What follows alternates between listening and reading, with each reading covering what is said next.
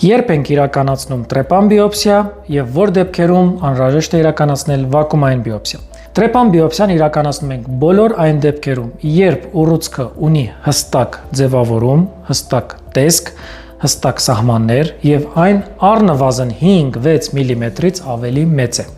Այդ դեպքում հանգիստ սոնոգրաֆիկ հսկողության տակ կարելի է տրեպան բիոպսիայի միջոցով նմուշներ ստանալ։ Բոլոր այն դեպքերում, երբ գործ ունենք ոչ հստակ եզրերով, փոքր օջախային փոփոխությունների հետ,